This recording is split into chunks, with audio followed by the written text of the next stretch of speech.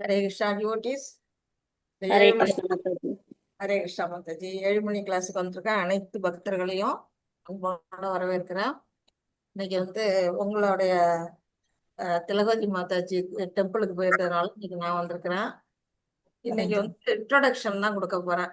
உங்களுக்கு எடுத்தோடனே first chapter ஆரம்பிச்சிட்டாங்க. நம்ம இன்ட்ரோடக்ஷன் மட்டும்தான் இன்னைக்கு எடுக்க போறேன். பகவத்கீதை பத்தி. ஹரே கிருஷ்ணா. ஹரே கிருஷ்ணா மாதாஜி. எல்லாருக்கும் ஹரே கிருஷ்ணா. ஸ்கிரீன் ஷேர் பண்ணிடுறேன். அதுக்கு முன்னாடி பிரேயர் சொல்லிடலாம். யாராவது மங்களாச்சரணம் சொல்ல விருப்பப்படுறீங்களா? தெரியுமா? தெரியும். ஓகே, நானே சொல்லிடுறேன். ஓம் நமோ பகவதே வாசுதேவாய. ஓம் நமோ பகவதே வாசுதேவாய. ஓம் நமோ பகவதே வாசுதேவாய. ஓம் அஞ்ஞானதிமிராந்தஸ்ய ஞானாஞ்சனஷலாக்கயா சத்சூன்மீலிதமேன தஸ்மை ஸ்ரீகுரவே நமः. श्रीचैतन्यमनोभीष्टं स्थापितं येन भूतले स्वयं रूपा कदा मह्यं ददाति स्वपदान्तिकम्. हे कृष्णा करुणा सिन्धु दीनबन्धो जगत्पते गोपेशा गोपिका कान्ता राधा कान्ता नमोऽस्तुते. तप्त काञ्चन गौराङ्गी राधे वृन्दावनेश्वरी वृषभानुसुते देवी प्रणमामि हरिप्रिये. वाञ्छाकल्पतरुभ्यश्च कृपा सिन्धुभ्य एव च पतितानां पावनेभ्यो वैष्णवेभ्यो नमो नमः. नमो विष्णुपादाय कृष्णप्रेष्ठाय भूतले श्रीमदे भक्तिवेदान्त स्वामिन्निधि नामिने. नमस्ते सरस्वती देवे गौरवाणि प्रचारिणे निर्विशेष शून्यवादे वशत्यातिशतारिणे. जय श्री कृष्ण चैतन्य प्रभो नित्यानंद श्री अद्वैत गदाधर श्रीवासादि गौर भक्त वृंदा. हरे कृष्णा कृष्ण कृष्णा हरे हरे. हरे राम राम राम हरे हरे. हरे कृष्णा कृष्ण कृष्णा हरे हरे. हरे राम राम राम हरे हरे. हरे कृष्णा डिवोटीज. ஹரே கிருஷ்ணா. हरे कृष्णा. हरे कृष्णा.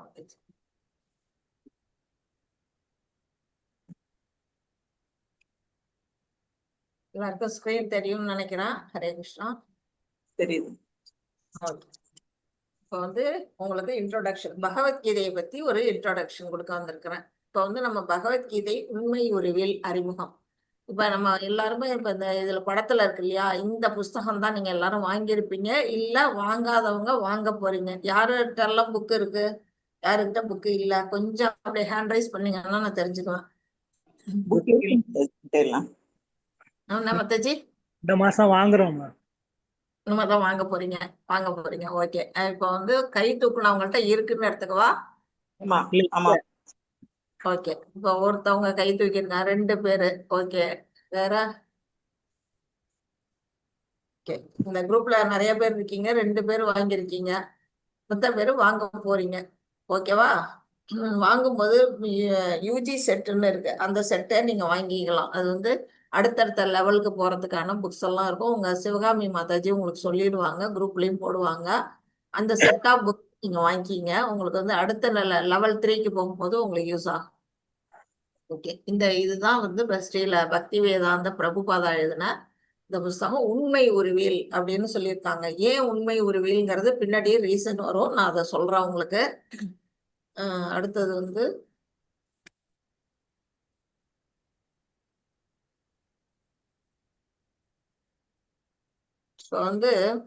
இப்போ இது எதுக்கு கொடுத்துருக்காங்க பாருங்க. மருத்துவரின் ஆலோசனைப்படியோ அல்லது மருந்தின் தலைப்பு காகித விதிப்படியோ மருந்து உட்கொள்ள வேண்டும். நமக்கு உடம்பு சரியில்லை, ஒரு தலைவலி இல்லை ஒரு ஜுரம், அப்போ நாம என்ன செய்வோம்? டாக்டர்கிட்ட போவோம். டாக்டர்கிட்ட போனோம்னா அவங்க ஒரு மருந்து கொடுப்பாங்க, ஒரு பிரிஸ்கிரிப்ஷன் நமக்கு எழுதி கொடுப்பாங்க. இந்த மருந்தை நீங்க கடையில வாங்கிக்கிங்க பார்மசியில அப்படின்னுட்டு. அதுல வந்து இந்த காலையில இந்த சாப்பாட்டுக்கு முன்னாடி, இது சாப்பாட்டுக்கு அப்புறம் அப்படின்னு ஒரு கடைக்காரவங்க எழுதி கொடுத்து, ஆகாரத்துக்கு முன் பின் அப்படின்னு கொடுத்து நமக்கு ஒரு பிரிஸ்கிரிப்ஷன் அந்த இது வந்து கொடுப்பாங்க. மருந்து சீட்டு ஒன்று கொடுப்பாங்க. நீங்க எல்லாம் பார்த்துருப்பீங்க. இப்ப நம்ம மருந்தை வந்து நம்ம இஷ்டப்படி சாப்பிடக்கூடாது.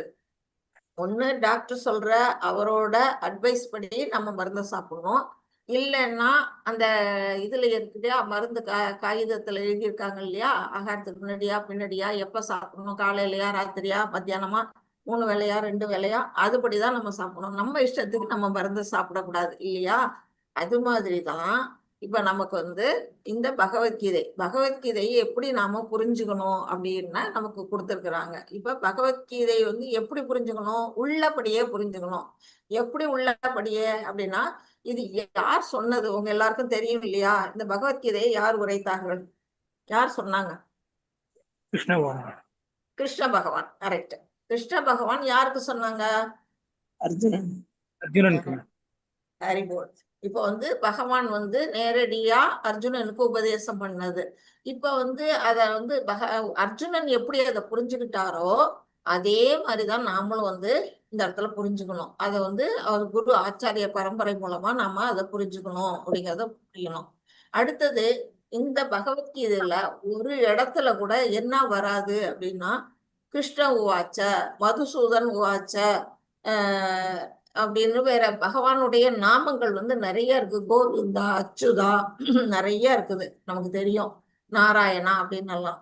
ஆனா இந்த பகவத்கீதை முழுக்க வந்து என்ன வந்திருக்கும்னா ஸ்ரீ பகவான் உவாச்ச அப்படிங்கிறது மட்டும்தான் வந்திருக்கும். நீங்க புக்கு வச்சிருக்கீங்க, பார்த்திருப்பீங்க. இல்ல இந்த ஸ்லோகம் படிக்கும் பொழுது நீங்க கவனிச்சிருக்கலாம். ஏன் பகவான் உவாச்ச அப்படின்னு வந்து இதுல வந்து கொடுத்திருக்கிறாங்க, ஏன் கிருஷ்ணரை வந்து பகவானாக சொல்லி இருக்கிறாங்க அப்படிங்கிறத நம்ம இப்ப வந்து தெரிஞ்சுக்க போறோம். அதுக்கு வந்து ஆதாரம் எதுல இருக்குது, அவர்தான் பகவான், அவர்தான் முழு முதற் கடவுள் அப்படிங்கிறதுக்கு ஆதாரம் எதுல இருக்கு அப்படிங்கிறதுக்கு ஒரு குறிப்பா ஒரு 2-3 சாஸ்திரங்களை இங்க சொல்லி இருக்கிறாங்க. இப்ப இது பகவத்கீதை, இது ஸ்ரீமத் பாகவதம், இது வந்து ஸ்ரீ பத்ம புராணம், இது பிரம்ம சம்ஹிதை. இத மாதிரி இன்னும் நிறைய சாஸ்திரங்கள்லாம் இருக்கு. எல்லா சாஸ்திரங்களும் எதை பத்தி சொல்லுதுன்னா கிருஷ்ணர் தான் முழு முதற் கடவுள், supreme personality of Godhead அப்படின்னு வந்து இங்க சொல்லி இருக்கிறாங்க. அவரு தான் பகவான் அப்படிங்கிறதுக்கு ஆதாரம் இந்த புஸ்தகங்கள்ல சொல்லி இருக்கிறாங்க அப்படிங்கிறத நம்ம தெரிஞ்சுக்கலாம். இப்ப அது யார் சொன்னாங்க அப்படிங்கிறதும் நான் சொல்றேன் உங்களுக்கு. பின்னாடி ஸ்லைட்ல வருதுன்னா பார்ப்போம், இல்லைன்னா நான் சொல்றேன், ஞாபகப்படுத்துங்க. இப்ப அந்த பகவான்கிட்ட நாம எப்படி வந்து பக்தி செய்வோம் அப்படின்னா வந்து இந்த உலகத்துல பாத்தீங்கன்னா கோடிக்கணக்கான மக்கள் வந்து உயிர்வாழிகள் இருக்கிறாங்க. நமக்கே தெரியும், எண்ணில் அடங்காத உயிர்வாழி. தினம் பிறப்பு ஒரு பக்கம், இறப்பு ஒரு பக்கம் நடந்துகிட்டே தான் இருக்குது. ஆனா நம்ம உள்ளபடியே வந்து பாத்தீங்கன்னா எல்லா ஜீவராசிகள், இப்ப வந்து நம்ம மனிதர்கள் மட்டும் இல்ல, மிருகங்கள், பறவைகள், தாவரங்கள் எல்லாமே வந்து பகவானுடைய அம்சம், பார்ட் அண்ட் பார்சல். அவங்களுடைய ஒரு உறவுலதான் நம்ம எல்லாம் வந்திருக்கிறோம். அந்த ரூபத்துல நாம ஆனா மனிதர்களுக்கு மட்டும் ஒரு சிறப்பு அம்சம் இருக்கு. என்ன அப்படின்னா பகுத்தறிவு அப்படிங்கிற அந்த 6வது அறிவு நமக்கு இருக்குது. அந்த அறிவை கொண்டு நாம என்ன செய்யணும், நம்மளுடைய சொரூப சக்தி என்ன, நம்மளுடைய உண்மையான நிலை என்ன அப்படிங்கிறதெல்லாம் நம்ம தெரிஞ்சுக்கணும். உண்மையான நிலை என்ன, ஒரு நமக்கு வந்து நீங்க படிச்சிருப்பீங்க லெவல் 1ல, ஆத்மா வேற உடல் வேற அப்படிங்கிறத 2nd சாப்டர்ல படிச்சிருக்கீங்களா இல்லையா? படிச்சிருக்கோம். அப்ப நம்ம வந்து இப்ப யாரு அப்படின்னு கேட்டா நம்ம வந்து தூய ஆத்மா, பியூர் சோல், பகவானுடைய அம்சம் நம்ம எல்லாரும். நம்ம அந்த ஆத்மா வந்து அழியாதது, வந்து நெருப்புனாலேயோ இல்ல வந்து காற்றினாலோ இல்ல நீராலோ வந்து நினைக்கப்பட முடியாது, நடத்தப்பட முடியாது, எரிக்கப்பட முடியாது, ஆயுதத்தால வெட்டப்பட முடியாது, அழிவற்றது அப்படிங்கிறது நமக்கு தெரியுது. அப்படிப்பட்ட ஆத்மா அதோட சுயமான வேலை என்ன, சொரூப சக்தி என்ன, அது என்ன செய்யும் அப்படின்னா பகவானுக்கு பக்தி தொண்டு தான் செய்யும். அதோட இயற்கையான குணம், இயற்கையான செயல் என்ன அப்படின்னா பகவானுக்கு சர்வீஸ், அது வந்து டிவோஷனல் சர்வீஸ் செய்யறது தான் அதோட சொரூப நிலை. ஆனா நாம இந்த உடலோட வந்து கலந்து இந்த இயற்கை பௌதிகத்துல கலந்தோம்னா நாம என்ன செய்யறோம், அதை மறந்துட்டு ஆத்மாவை பத்தி நினைக்காம நாம உடலையே நாம நினைச்சுக்கிட்டு இந்த உடலுக்கு தேவையான வசதிகளை ஏற்பாடு பண்ணிக்கிறோம். நம்ம புலன்களை திருப்திப்படுத்திக்கிறோம். இதுதான் நம்ம பண்ணிட்டு இருக்கிறோம். இது என்னன்னா நம்ம மறந்த நிலையில இருக்கிறோம். பகவானை மறந்த நிலை. இப்ப பகவத்கீதை படிக்க வந்த எல்லாரும் என்ன செய்றீங்க? அந்த உண்மையான நிலை என்ன அப்படிங்கிறத புரிஞ்சுக்கிறீங்க. அது புரிஞ்சுக்கிறதுக்கு தான் நம்ம இந்த கீதையை நம்ம படிக்கிறோம். அதுல வந்து எந்தெந்த நிலையில பகவான நாம வந்து உறவு கொள்ளலாம் அப்படிங்கிறதுக்கு இங்க ஒரு 5 கொடுத்திருக்கிறாங்க. அதாவது நம்ம பகவானை வந்து சாந்த நிலை பக்தர் அப்படின்னா நம்ம வந்து தினம் வந்து இப்ப கோயிலுக்கு போறோம், வீட்டுல வந்து விக்கிரக வழிபாடு பண்றோம், பகவானுக்கு நம்ம பூஜை பண்றோம், கோயிலுக்கு பூ கட்டி கொண்டு கொடுக்குறோம். இதெல்லாம் வந்து என்ன சாந்த நிலை பக்தர் அப்படின்னு சொல்லப்படுது. இதெல்லாம் நம்ம செஞ்சுக்கிட்டு இருக்கிறோம். அடுத்தது என்ன? தாசிய நிலை தொண்டு செய்யும் பக்தர். பகவானுக்கு அடிமை. அவன் ஆண்டவன், நாம அடியார். அப்ப வந்து அடிமை என்ன அடியவைன்னா நம்ம வந்து கீழே இல்ல. பகவானுக்கு தொண்டு செய்யறத போல சிறந்த செயல் இல்ல. நம்மளோட சுயஸ்வரூபமும் அதுதான். எப்படி தொண்டு செய்யணும்? ஆஞ்சநேயர் வந்து எப்படி ராமருக்கு வந்து தொண்டு செய்தாரோ அவரோட வழியை நாம பின்பற்றி பகவானுக்கு தொண்டு செய்யக்கூடிய நிலையில ஒரு விதமான பக்தர்கள் இருக்காங்க. ஒரு நிலை வந்து சாந்த நிலை பக்தர். அதை விட உயர்ந்த நிலை வந்து பகவானுக்கு தொண்டு செய்யும் நிலை. அடுத்தது அவரை விட மேம்பட்ட நிலையில யார் இருக்கிறார்னா நண்பர். பகவானுக்கு தோழர்கள், அவருக்கு ஃப்ரெண்டா பழகக்கூடிய அந்த நிலையில பக்தி செலுத்துறாங்க. இப்ப அர்ஜுனன் தான் அதுக்கு உதாரணம். பகவானுடைய க்ளோஸ் ஃப்ரெண்ட் யாருன்னா அர்ஜுனன். அந்த நிலையில பக்தி செய்யக்கூடிய பாக்கியம் எல்லாருக்கும் கிடைக்காது, அர்ஜுனனுக்கு கிடைச்சது. அப்படிங்கிறத நாம புரிஞ்சுக்கணும். அடுத்ததாக அதை விட உயர்ந்த நிலை யார் அப்படின்னா பெற்றோராக. இப்ப வந்து தேவகியும் வசுதேவரும் என்ன செஞ்சாங்க? பகவானை பெற்றெடுத்த தாய் தந்தையர்.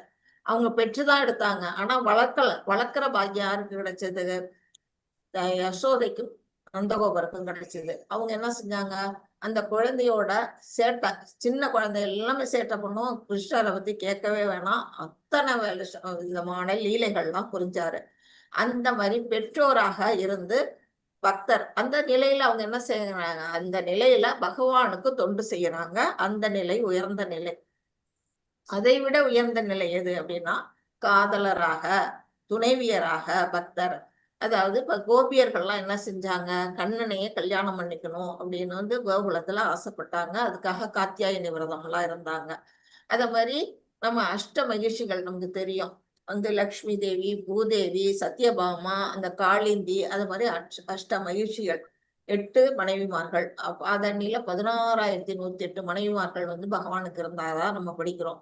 இவங்கெல்லாம் வந்து என்னது? கணவனாகவோ காதலராகவோ பகவானுக்கு பக்தி செய்யறாங்க. பகவான் வந்து எந்த நிலையில நாம வந்து அவரை தொண்டு செய்யணும்னு விருப்பப்பட்டாலும் அந்த நிலைக்கு அவர் இறங்கி வராரு, நமக்காக இறங்கி வராரு. நாம அந்த நிலையில நாம வந்து அவருக்கு பக்தி செய்யறோம். இதுல வந்து 5 விதமான நிலை. இது வந்து பக்தி ரசம். இதுதான் இந்த ரசம்ங்கிறது. இந்த ரசத்துல பகவானுக்கு நம்ம நமக்கு வந்து எந்த நிலையில நம்ம பகவானை வணங்கணும்னு நினைச்சாலும் அந்த நிலையில நாம பகவானை வணங்க முடியும். நம்ம பாத்தீங்கன்னா இதேதான் வந்து ஆழ்வார்கள் எல்லாம் செஞ்சிருக்காங்க. ஸ்ரீ வைஷ்ணவத்துல பாத்தீங்கன்னா பெரியாழ்வார் வந்து யசோதையோட ரோல் எடுத்துக்குவாரு. தாயா இருந்து வந்து கண்ணனை வந்து குளிக்கவா, நீராட வருவாய், அப்படின்னு சாப்பாட வருவாய்னு ஒண்ணு அவர் நிறைய இதெல்லாம் எழுதியிருக்கிறாரு, திருமொழி எழுதியிருக்கிறாரு. அத மாதிரி பாத்தீங்கன்னா நம்மாழ்வார் என்ன செஞ்சாரு?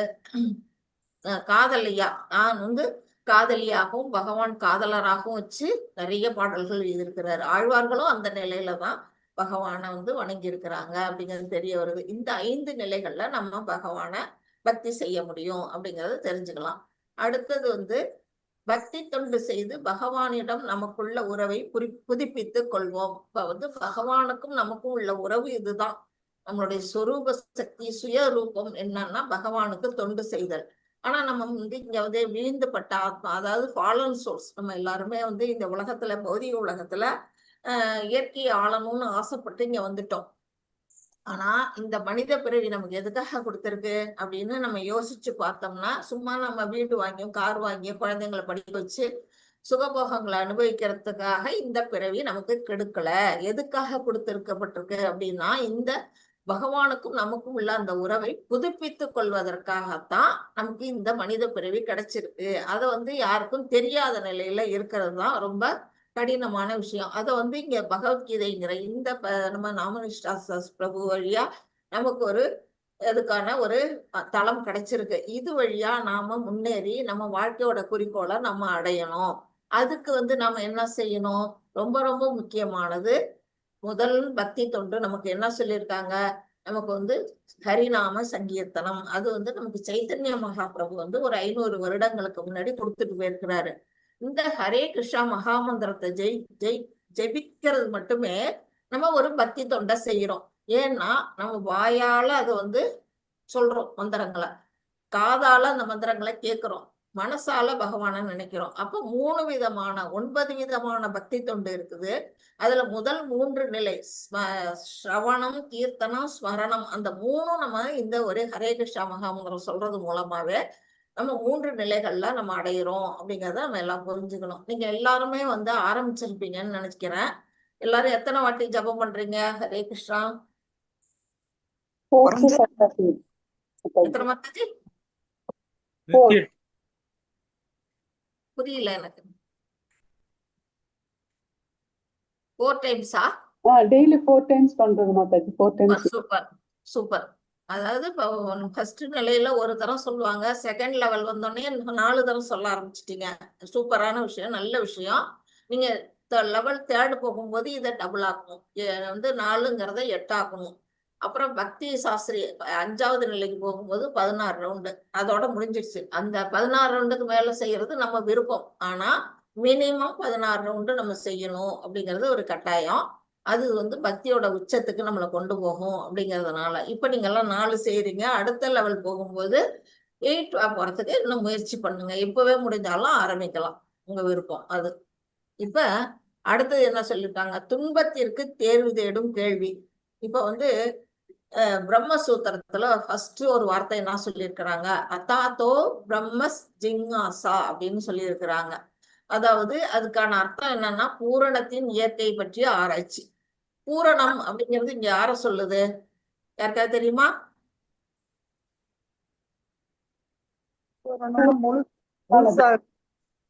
முழுமை, முழுமையானது தானே மாதாஜி. பூரணம்ங்கிறது அது முழுமையான முழுமுதற் கடவுளை குறிக்குது. முழுமுதற் கடவுள் யாருன்னா இங்க பகவான் கிருஷ்ணர் தான், நமக்கு தெரியும். அவரை பற்றிய ஆராய்ச்சி, அவரை பற்றிய விஷயங்கள், அவரை பற்றிய இதெல்லாம் நம்ம தெரிஞ்சுக்கிறது தான் ஜிஞ்ஞாசா, பிரம்ம ஜிஞ்ஞாசா. பிரம்மாங்கிறது, பிரம்மம் அப்படிங்கிறது பகவான் கிருஷ்ணர் சொல்லுது. ஜிஞ்ஞாசா அப்படின்னா அவரை பற்றிய ஞானத்தை நாம கற்கணுங்கிற ஆர்வம், அதை கத்துக்கக்கூடியது. அந்த ஆர்வம் இருக்கிறவங்க அது மட்டும்தான் என்ன செய்ய முடியும்? பகவத்கீதை பயில தகுந்த மாணவர் ஆவார். இறைவனை பத்தி நம்ம தெரிஞ்சுக்கணும்னு யாரெல்லாம் விருப்பப்படுறாங்களோ அவங்கெல்லாம் இந்த கீதை படிக்கிறதுக்கான தகுதியை அடையிறாங்க. அதுக்கான கெப்பாசிட்டி அவங்களுக்கு இருக்கு அப்படிங்கிறது தான். இது எதுக்காக படிக்கணும்? துன்பத்திற்கு தீர்வு தேடும் கேள்வி. இந்த உலகத்துல நாம என்ன அனுபவிச்சுட்டு இருக்கோம்? துன்பம் மட்டுமே அனுபவிக்கிறோம். இன்பம் அனுபவிக்கிறோம், ஆனா நிலையற்றது. துன்பம் தான் அதிகமா அனுபவிப்போம். யாராவது நான் துன்பமே இல்லை என் வாழ்க்கையில வெறும் இன்பமே அனுபவிக்கிறேன்னு யாராவது இருக்கீங்களா? இல்ல மாதாஜி. இல்ல. அப்ப நம்ம துன்பத்திலையும் வாடிட்டு இருக்கோம். ஆனா பகவானை பற்றிய விஷயங்களை தெரிஞ்சுட்டு அவருடைய கோலோகத்துக்கு போனோம்னா அந்த துன்பம்ங்கிறது நமக்கு அறவே போயிடும். அங்க துன்பம்ங்கிறதெல்லாம் கிடையாது, பசிங்கிறது கிடையாது, நமக்கு உடல் சோர்வுங்கிறது கிடையாது, கேட்டதெல்லாம் கிடைக்கும், வெறும் பேரின்பம் மட்டுமே அங்க அனுபவிக்கணும். அப்படிப்பட்ட இடத்துக்கு போகணும் தானே நம்ம எல்லாரும் ஆசைப்படுவோம். அதுக்கான வினைதான் இந்த கீதையை நாம உணர்றோம். இப்ப இந்த பகவத்கீதையில 5 விதமான கருப்பொருள் தத்துவம் சொல்லப்பட்டிருக்கு. நீங்க 1ல இருந்து 18வது சாப்டர் வரையிலும் பாத்தீங்கன்னா சுத்தி 5 விஷயம் தான் சொல்லப்பட்டிருக்கு. ஃபர்ஸ்ட் என்ன? பகவான் முழுமுதற் கடவுள் கிருஷ்ணர் பற்றி, ஈஸ்வரன் அப்படிங்கிறது ஈஸ்வரனை பத்தி சொல்றது முதல் கருத்து. அடுத்தது எதை பத்தி சொல்லிருக்கு? ஜீவன், நம்ம உயிர்வாழிகள் அனைத்தும் எப்படி உருவாகுது, எப்படி இறைவன்ட்ட வருது, எப்படி இறைவன்ட்ட போய் சேருது, அதை பத்தி எல்லாம் நம்ம படிக்கிறோம். அடுத்தது பிரகிருதி. பிரகிருதிங்கிறது இந்த ஜட இயற்கை. ஜட இயற்கை எதுக்காக படைக்கப்பட்டது, எப்ப படைச்சாங்க, அது எப்படியெல்லாம் நிரந்தரமானதா தற்காலிகமானதா, இது எல்லாம் பத்தி சொல்றது பிரகிருதியை பத்தி படிக்கிறோம். அதுவும் நம்ம படிப்போம். அது 13th சாப்டர்ல உங்களுக்கு வரும். அடுத்தது காலம். காலம்ங்கிறது நம்ம இப்போ நமக்கு தெரிஞ்சு இறந்த காலம், நிகழ்காலம், எதிர்காலம்னு நம்ம பாஸ்ட், ப்ரெசன்ட், ஃபியூச்சர்னு 3 காலம் நமக்கு தெரியும். ஆனா இதை தாண்டி இதுக்கு முன்னாடி யுகங்கள்லாம் இருக்கு இல்லையா? சத்தியயுகம், திரேதாயுகம், துவாபர யுகம், இப்ப கலியுகம். இப்படி காலம், இந்த காலமெல்லாம் இருக்கக்கூடியது. இந்த காலத்தோட செயல்கள்னா இதெல்லாம் பத்தி படிக்க போறோம். இதெல்லாமே வந்து உங்களுக்கு குறிப்பா வந்து இதுல வந்து கொடுத்திருப்பாங்க. அதை பத்தியும் தெரியும். பகவான் வந்து 11ஆம் சாப்டர்ல காலோஸ்மி அப்படின்னு சொல்லுவாரு. அதாவது அவரே வந்து காலமா இருக்கிறேன் அப்படின்னு சொல்லுவாரு. அந்த நிலையை படிக்க போறோம். அடுத்தது வந்து கர்மா. கர்மாங்கிறது என்ன? நாம செய்யக்கூடிய செயல்கள். நம்ம அந்த உலகத்துல வந்து நிறைய செயல்கள் செய்யறோம். ஒரு நிமிஷம் கூட நம்ம உடம்பு சும்மா இருக்காது, நம்ம மனசு சும்மா இருக்காது. ஏதாவது ஒரு செயலை செஞ்சுக்கிட்டே இருக்கும், ஏதாவது ஒண்ணு சிந்திச்சுக்கிட்டே தான் இருக்கும். இதுதான் கர்மா. இப்ப இதுல 5 விஷயங்கள் வந்து நம்ம பகவத்கீதை படிக்க போறோம். இந்த 5 விஷயங்கள்ல ஃபர்ஸ்ட் இருக்கக்கூடிய ஈஸ்வரா, ஜீவா, பிரகிருதி, காலம், இந்த 4ம் எப்படின்னா அழியாதது, எட்டர்னல், நித்தியமானது. இது வந்து கண்டினியூஸா வந்து என்ன செய்யும், எப்பொழுதும் இருந்துகிட்டே இருக்கும். நமக்கு வேணா தற்காலிகமா மறைந்து மறைந்து தோன்றும். உயிர்வாழிகள்லாம் இறந்து போறாங்களே மாதாஜி அப்படின்னு நீங்க கேட்கலாம். இறந்து போனாலும் நம்ம உடல் தான் இறந்து போகுமே தவிர ஆத்மா இறக்காது. அது ஒரு இடத்துல எங்க இருக்குமோ ஒரு இடத்துல போய் இருந்துட்டு திரும்பவும் ஒரு உடல் கிடைச்சோன்னா திரும்பவும் வரும். இல்ல நல்ல செயல் செஞ்சு பகவானை சென்று அடையும். இந்த நிலையில தான் அது வந்து இருக்குது. அழிவற்றது. 4 விஷயமும் அழியாதது. ஆனா நிலையானது. இந்த இதுல வந்து நிலையற்றது எது, தற்காலிகமானது எதுன்னா கர்மா. இது வந்து மாற்றத்துக்கு உட்பட்டது. நாம வந்து என்ன செய்வோம், ஒரு நேரம் வந்து நல்ல செயல் செய்வோம், கோயிலுக்கு போவோம், அங்க போய் பகவானை வழிபடுவோம், 4 பேருக்கு தானம் கொடுப்போம், பாடம் சொல்லி கொடுப்போம். இதெல்லாம் வந்து வந்து நல்ல கர்மான்னு சொல்றோம். இதே விட்டுட்டு நம்ம திரைப்படங்கள் போறது, மாலுக்கு போறது, அரட்டை அடிக்கிறது, அப்புறம் வந்து சிகரெட் குடிக்கிறது, இந்த மாதிரி பழக்கங்கள், இந்த மாதிரி செயல்கள்லாம் வந்து தீய செயல்கள் சொல்றோம். இதெல்லாம் மாற்றத்துக்கு உட்பட்டது. இன்னைக்கு தவறு செய்யறவன் நாளைக்கு திருந்தி நல்ல செயல் செய்யலாம். இன்னைக்கு நல்ல செயல் செய்யறவன் நாளைக்கே வந்து என்ன செய்யலாம், தீயமான செயல்களை செய்யலாம். இப்படி மாற்றத்துக்கு உட்பட்டது இந்த கர்மா. இதுதான் வந்து இந்த 5 கருப்பொருளும் நம்ம இந்த கீதையில நம்ம படிக்க போறோம். இப்ப உண்மை உருவில் அறிமுகம். இப்ப பத்தி அதை பத்தி நம்ம படிக்கலாம். பார்ட் 2. இப்ப பாத்தீங்கன்னா இந்த இதுதான் நம்ம பார்த்ததுல இந்த கண்ணோட்டம் கொடுத்திருக்கிறாங்க. இது வந்து கிருஷ்ணர் தான் பகவான்ங்கிறதுக்கு சாஸ்திரபூர்வமான ஆதாரங்களை நம்ம படிச்சோம். அது யார சொல்றாங்கிறது பின்னாடி வருதான்னு பாக்குறேன், இல்லைன்னா சொல்றேன். அப்புறம் வந்து பகவானுக்கும் நமக்கும் உள்ள 5 விதமான உறவு நிலை பார்த்தோம். அப்புறம் பகவானுக்கு வந்து நம்முடைய சொரூப சக்தி என்ன, அவருக்கு தொண்டு செய்யறது அப்படிங்கிறத பார்த்தோம். அதுக்கு வந்து நம்ம முதல் பக்தி தொண்டு எதுன்னா ஹரே கிருஷ்ணா மகா மந்திரம், அதை வந்து சொல்றதுதான் முதன்மையான பக்தி தொண்டுங்கிறதையும் பார்த்தோம். அப்புறம் பிரம்ம ஜிஞ்ஞாசா, இறைவனை பற்றிய அந்த விஷயங்கள், அவரை வந்து ஆராய்ச்சி பண்ணி அவரை பற்றி தெரிஞ்சுக்கிற விஷயங்கள் நம்மளுடைய துன்பத்திலிருந்து விடுதலை அடையக்கூடிய நிலையை உண்டாக்கும் அப்படிங்கிறத பார்த்தோம். அடுத்து 5 அடிப்படை தத்துவங்கள் பார்த்தோம். இப்ப பார்த்த 5 அடிப்படை தத்துவங்களை யாராவது ஒருத்தவங்க சொல்லுங்க.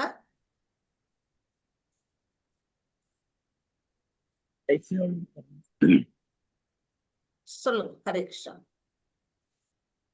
ஹரே கிருஷ்ணா பிரபு சொல்லுங்க பிரபு. 5 கருப்பொருள்கள் பார்த்தோம் இல்லையா? இப்பதானே பார்த்தோம் போன ஸ்லைட்ல.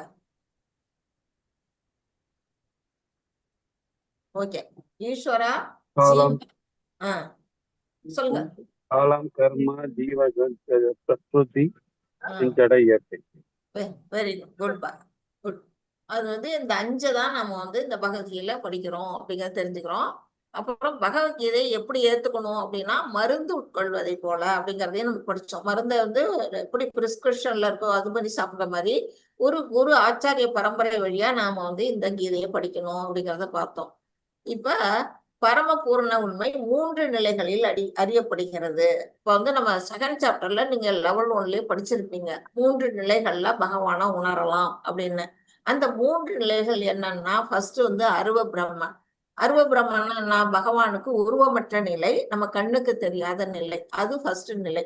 அடுத்த நிலை வந்து பரமாத்மா ஸ்வரூபம். பரமாத்மா ஸ்வரூபத்துல பகவான் எங்க இருக்கிறாரு? நம்ம எல்லாருடைய இதயத்திலே இருக்காரு. நம்ம மட்டும் இல்ல, இந்த உலகத்துல சொல்லுங்க. எல்லா உயிரினங்களிலும் இருக்காரு. எல்லா உயிரினங்கள்லயும் பரமாத்மா ஸ்வரூபம் நம்ம இதயத்துக்குள்ள இருக்கிறாரு அப்படிங்கிறது தெரியுது. 3வது நிலை என்னதுன்னா பகவான் நிலை. அவருதான் வந்து முழுமுதற் கடவுள். அவர்கிட்ட இருந்து வந்து பிரிந்த சக்திகள் தான் இது. எல்லாமே பகவான் தான். ஆனா இது வந்து நம்ம அந்த 3 நிலைகள்ல ஒவ்வொருத்தரும் உணர்றாங்க அப்படிங்கிறத நம்ம தெரிஞ்சுக்கலாம். இங்க அருவ பிரம்மன் என்ன சொல்றாங்க, பகவானின் திவ்யமான உடல்ல இருந்து வரக்கூடிய தேஜஸ், அவருடைய உடல் வந்து எப்படின்னா பிரகாசமானது, ஒளி வெள்ளமா இருக்கும். அந்த ஒளி, அந்த பிரகாசம் தான் வந்து இங்க அருவ பிரம்மன், பிரம்ம ஜோதி அப்படின்னு சொல்லுவாங்க. அடுத்தது இதயத்தில் இருக்கிறவர் பரமாத்மா. நம்ம வந்து என்ன செய்யறோம், இப்ப 5 விதமான ரசங்கள் சொன்னோம் இல்லையா, அந்த 5 விதமான ரசங்கள்ல பகவானுடைய லீலைகள்லாம் செய்யக்கூடியவர் எது அப்படின்னா அவர்தான் பகவான், முழுமுதற் கடவுள் கிருஷ்ணர் அப்படிங்கறத நம்ம புரிஞ்சுக்கணும். இப்ப சூரியனை வச்சு 3 நிலைகளை இங்க சொல்லியிருக்கிறாங்க. யாருக்காவது சொல்ல தெரியுமா, சூரியனை வச்சு எப்படி வந்து இந்த 3 நிலைகள் உணர்றோம்? யாராவது சொல்ல விருப்பப்பட்டா சொல்லலாம். ஓகே, நானே சொல்லிடுறேன். இப்ப சூரியனோட ஒளிக்கற்றை இருக்கு இல்லையா, பிரகாசம், நம்ம வந்து பார்த்தா கண்ணு கூசும், எல்லாருக்கும் கண்ணு கூசும் இல்லையா சூரிய ஒளியை பார்த்தா. அந்த ஒளி சுடர், அந்த இதுதான் ஒளி தான் வந்து பிரம்ம ஜோதி அப்படின்னு நம்ம எடுத்துக்கணும். அதுதான் முதல் நிலை. அருவ பிரம்மங்கிறது நம்ம அந்த கண்ணை கூசக்கூடிய பிரம்ம ஜோதி. ஒரு சூரியனோட ஒப்பிட்டு சொல்றாங்க அது பகவானுக்கு. அடுத்தது சூரிய வட்டம். சூரியன் எப்படி இருக்கு, வட்டமா, வட்ட வடிவத்துல ரவுண்டு நிலையில இருக்குங்கிறது நம்ம எல்லாருக்கும் தெரியும். அதுதான் நம்ம மனசுக்குள்ள இருக்க பரமாத்மா நிலை அப்படிங்கிறத நம்ம புரிஞ்சுக்கணும். 3வது கிரகத்தின் உள்ளே இருப்பவை. சூரிய கிரகத்துக்குள்ள போனா என்னென்ன நம்மளால உணர முடியுமோ அதெல்லாம் உணரக்கூடிய நிலை வந்து என்னன்னா பகவான் அப்படின்னு சொல்றாங்க. இப்ப இது 3 வந்து நம்ம பக்தர்களுடைய நிலைதான். வந்து பிரம்ம ஜோதியை ஒரு மக்கள் வந்து வழிபடுவாங்க, மனசுக்குள்ள இருக்க பரமாத்மாவை யோகிகள்லாம் வழிபடுவாங்க. ஆனா பகவானை யார் வழிபடுவாங்கன்னா தூய பக்தர்கள் வழிபடுவாங்க. அப்படிங்கறத வச்சு நமக்கு வந்து இந்த 3 நிலைகள்ல நமக்கு உணர்த்துறாங்க. இப்ப சூரிய கதிர் ஒளியை மட்டும் கற்க முயல்பவன் ஆரம்ப நிலை மாணவன், அவன் கனிஷ்ட அதிகாரி அப்படின்னு சொல்லுவாங்க. அதாவது கீழ்நிலை அதிகாரி, அதாவது ஆரம்ப நிலை மாணவன். பகவானை பத்தி தெரிஞ்சுக்கிறதுக்கு முதல்ல முயற்சி பண்றவன் வந்து அந்த பிரம்ம ஜோதியை பத்தி மட்டுமே உணரக்கூடிய நிலை. அதைதான் அவன் தெரிஞ்சுக்குவான். அதுதான் இங்க அந்த பிரம்ம ஜோதியை இங்க காட்டியிருக்காங்க, ஒளி மட்டும். அடுத்தது வந்து சூரியக்கோள். அந்த சூரிய வட்டத்தை புரிஞ்சுக்கிறவன் யாருன்னா இடைநிலை மாணவன், மத்திய அதிகாரி அப்படிவாங்க. பரமாத்மா, மனசுக்குள்ள இருக்க அந்த பரமாத்மாவை பத்தி புரிஞ்சுக்கிறவங்க யாரு அப்படின்னா யோகிகள். அஷ்டாங்க யோகிகள்லாம் வந்து உட்கார்ந்து தியானம் பண்ணுவாங்க, மெடிடேஷன் பண்ணி பகவான் மனசுக்குள்ள இருக்க அந்த பகவானை தியானம் பண்ணுவாங்க. அந்த நிலையில இருக்கிறவங்க. சூரிய கிரகத்தின் உள்ளே செல்பவன் உயர்நிலை, அவன் தான் உயர்ந்த உத்தம அதிகாரி அப்படின்னு சொல்லுவாங்க. அவன் என்ன செய்யலாம், பகவானை வந்து முழுமையா உணரக்கூடிய நிலைக்கு போகலாம். அவர் தான் பகவான் கிருஷ்ணரை உணரக்கூடியவன். அவரால் மட்டும்தான் என்ன பண்ண முடியும், புரிஞ்சுக்க முடியும் இறைவனை அப்படின்னு சொல்லியிருக்கிறாங்க. இப்ப சூரிய கிரகத்தின் உள்ளே சென்றவனுக்கு முழுமையான அறிவு, அதாவது பகவானை பற்றி யார் ஒருத்தவங்க புரிஞ்சுக்கிறாங்களோ அவங்க இப்ப சூரிய கிரகத்துக்குள்ள போனவங்களுக்கு வந்து என்ன தெரியும், அந்த சூரிய ஒளியும் தெரியும், சூரியன் வட்டங்கிறதும் தெரியும், ரெண்டுமே தெரியும். கூடவே வந்து சூரிய கிரகத்துக்குள்ள என்ன இருக்குங்கிறதும் தெரியும் இல்லையா.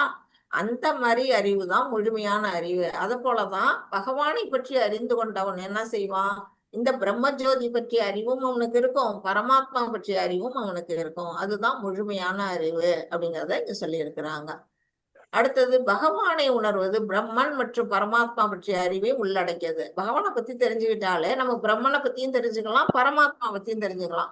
பிரம்மன்கிறது என்ன, சத்துனா என்ன, எட்டர்னல், நித்தியத்துவம், நித்தியம், இருப்பு, அதோட இருப்பு, சத்துவம் அப்படின்னு சொல்லுவாங்க. அந்த நிலை தான் வந்து பிரம்ம நிலை. அடுத்து பரமாத்மாங்கிறது சத்து பிளஸ் சித்து.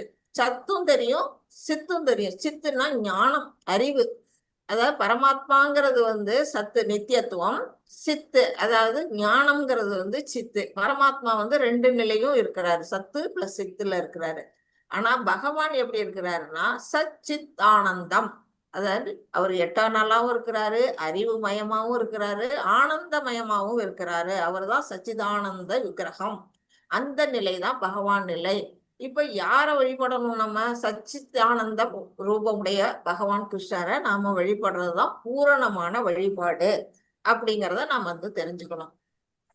இதுல என்ன கொடுத்திருக்காங்க, நமக்கான பாடம் என்ன, முழுவதற் கடவுளான கிருஷ்ணரை சச்சித்தானந்த விக்கிரகமாக ரூபமுடையவராக, அவருக்கு ஒரு ரூபம் இருக்கு, நம்மளை போல ரூபம் கிடையாது. அவருக்கு வந்து கை வந்து நடக்கும், கால் வந்து சாப்பிடும், அவர் கண்ணாலேயோ கூட சாப்பிடுவாரு. அவருக்கு எந்த ஒரு புலனையும் எப்படி வேணா யூஸ் பண்ண முடியும். அந்த நிலையில இருக்கக்கூடியவர் தான் பகவான் கிருஷ்ணர். ரூபமுடையவர் மொத்தத்துல. நாம நம்ம பௌதிகமா நம்ம நினைக்க கூடாது. ஆனா 2 கை ரூபம், சியாமசுந்தர ரூபம்னு நம்ம படிச்சிருக்கிறோம். அந்த ரூபத்துல அவர் இருக்கிறாரு. அதை நம்ம புரிஞ்சுக்கிறதுக்கு தான் நம்மளுடைய அறிவு பயன்படுத்தணும் அப்படிங்கிறத சொல்லியிருக்கிறாங்க. இப்ப பூரண உண்மையை நம் விருப்பப்படி ஆராய்ச்சி செய்து ஏன் உணரக்கூடாது? இப்போ பகவான் கிருஷ்ணர் இருக்காரு. அவரை நம்ம இஷ்டப்படி நம்ம கற்பனையால நம்ம அவரை உணர முடியுமா அப்படின்னா உணர முடியாது. எப்படி உணர முடியும்? ஏன் உணர முடியாது அப்படிங்கிறத இங்க சொல்லியிருக்காங்க. இப்ப வேத ஞானம், வேதங்கள்லாம் என்ன சொல்லியிருக்கு அப்படிங்கிறதே நமக்கு கொடுத்துருக்காங்க. நாம என்ன செய்யறோம்? சாதாரண ஜீவன்கள். வேதங்கள்லாம் பகவானுடைய வாயிலிருந்து வந்தது. அது உண்மையை மட்டும் சொல்லணும். இப்போ ஒரு குழந்தை பிறந்தால தாய் என்ன செய்வாங்க? இதுதான் உங்க அப்பா அப்படின்னு தாய்க்கு தகப்பனுக்கு தகப்பனை குழந்தைக்கு அடையாளம் காட்டுவாங்க. அதை வச்சு அந்த குழந்தை தாய் சொல்ல நம்பும். அதை போல நாம எப்படி நம்பணும்? வேதங்கள்னா தாய் மாதிரி நம்பணும். அது ஏன்னா குறைகள் அற்றது. வேதங்கள்ல எந்த குறைபாடும் இல்லை. ஆனா நாம என்ன நாமெல்லாம் எப்படிப்பட்டவங்க? குறைகள் உடையவங்க, கட்டுண்ட நிலை. நாம எல்லாமே கண்டிஷன் சோல். நம்ம எதுல கட்டுண்டு இருக்கோம்? சத்துவ ரஜோ தமோங்கிற அந்த 3 குணங்கள்ல கட்டுண்ட நிலையில இருக்கிறோம். ஆனா வேதங்கள் அந்த குறைகள்லாம் அற்றது. அப்புறம் ஆன்மீக மூலத்திலிருந்து பெறப்படுவது, பகவான்கிட்ட இருந்து வந்ததுனால அது ஆன்மீகமானது அந்த வேதங்கள். நாம எப்படி இருக்கிறோம்? பக்குவமற்றவர்கள். நாம ஒரு நிமிஷத்துக்கு நிமிஷம் நம்ம குணம் மாறிக்கிட்டே இருக்கோம். பக்குவங்கிறது நமக்கு இருக்கவே இருக்காது. அந்த நிலையில தான் நம்ம எல்லாருமே இருக்கிறோம். அடுத்தது பகவானிடம் பெறப்படுவது. அதாவது இந்த வேதங்கள்லாம் எங்க இருந்து வந்தது அப்படின்னா பகவானுடைய திருவாயிலிருந்து வெளிவந்தது. அதனாலதான் அது அபருஷேய அப்படின்னு சொல்லி இருக்கிறாங்க. ஃபர்ஸ்ட் வேதங்களை பிரம்மாவுக்கு சொல்லியிருக்கிறார். அது மூலமா தான் பிரம்மா கிரியேஷனை அவர் நடத்தியிருக்கிறாரு. அந்த நிலையில வேதங்கள் பக்குவம் முக்கியமானது. ஆனா நாம எப்படி இருக்கோம்? 4 விதமான குறைபாடுகள். 4 விதமான குறைபாடுகள் என்ன செய்யறோம்? நம்ம மிஸ்டேக் பண்றோம். அதாவது நிச்சயமா நம்ம தவறு செய்யணும். தவறு செய்யலைன்னு யாருமே இருக்க முடியாது. ஒரு நேரம் செய்யறது இதை அடுத்த நேரம் நம்ம கரெக்டா மாத்துவோம். தப்பு செஞ்சுட்டோங்கிறத நாமளே உணர்வோம். அந்த நிலையில இருக்கோம். அடுத்தது அறியாமை. நம்மள்ட்ட எல்லாருமே பூரணமான அறிவு நம்ம யாருக்காவது இருக்கான்னா இல்ல. அறிவு ஒவ்வொரு நாளும் நம்ம கடைசி மட்டும் நம்ம வாழ்நாள் மட்டும் நம்ம கத்துக்கிட்டே தான் இருக்கிறோம். யாரும் பூரணமான அறிவு இல்லை, அறியாமையில தான் இருக்கிறோம். அந்த அறியாமை போக்குறதுக்கு தான் நம்ம இதெல்லாம் படிக்கிறோம். அடுத்தது சீட்டிங் ப்ரொபன்சி. மற்றவங்களை ஏமாத்துவோம். பாத்தீங்கன்னா அந்த குணம் எல்லாருக்குமே இருக்குது. இல்லைன்னெல்லாம் சொல்ல முடியாது. நம்ம தெரிஞ்சோ தெரியாமலோ அடுத்தவங்கள ஏதோ ஒரு விதத்துல நம்ம ஏமாத்திக்கிட்டு தான் இருக்கோம். அந்த நிலை இருக்குது. அடுத்தது பக்குவமற்ற புலன்கள். நம்முடைய புலன்கள்லாம் எப்படி இருக்குன்னா குறைவுடைய புலன்கள். எப்படின்னா இப்போ நமக்கு கண்ணால பாக்குறோம். ஒரு குறிப்பிட்ட தூரம் வரையில தான் நம்ம கண்களால பார்க்க முடியும். இப்ப நம்ம இந்த ஒரு ரூம்ல இருக்கிறோம், ஒரு அறையில இருக்கிறோம். இது பக்கத்து அறையில என்ன நடக்குதுன்னு நமக்கு தெரியுமான்னா நம்ம கண்களால உணர முடியாது. போய் அந்த ரூமுக்கு போனாதான் நம்மளால உணர முடியும். அது மாதிரி காது. நம்மளுடைய காதை பார்த்தீங்கன்னா ஒரு குறிப்பிட்ட எல்லை வரையிலும் தான் அந்த சத்தம் நமக்கு சவுண்டு கேட்கும். அது குறிப்பிட்ட எல்லை தாண்டுனா நமக்கு அந்த சத்தம் நம்ம காதுல விழாது. நம்ம புலன்கள்லாம் எப்படி இருக்குது? குறையுடைய புலன்கள். இதுல இருந்து நமக்கு தெரியுது. இந்த குறையுடைய புலன்களை வச்சுக்கிட்டு நாம இறைவனை ஆராய்ச்சி பண்ண முடியாது. வேதங்கள்ல என்ன சொல்லியிருக்கிறோம், பகவானை பற்றி என்ன சொல்லியிருக்கிறோம், அதை நாம முழுமையா நம்பணும் அப்படிங்கிறது தான். இப்ப 3 விதமாக அறிவை பெறலாம் அப்படின்னு சொல்லிட்டான். எந்த 3 விதமாக அப்படின்னா பிரத்யக்ஷ பிரமாணம். இதெல்லாம் வேதங்கள்ல சொல்லப்பட்டிருக்கு. பிரத்யக்ஷ பிரமாணம்னா என்ன? கண்களால நேரடியா காண்றது. நம்ம புலன்களாக நேரடியா உணர்றது. நம்ம கோயிலுக்கு போனோம்னா கண்ணால நேரா பார்ப்போம். அந்த கோயில்ல சொல்லக்கூடிய மந்திரங்களை நம்ம காதால கேட்போம். நம்மளோட புலன்களை வச்சு நம்ம உணரக்கூடிய இது பிரமாணம் என்னது?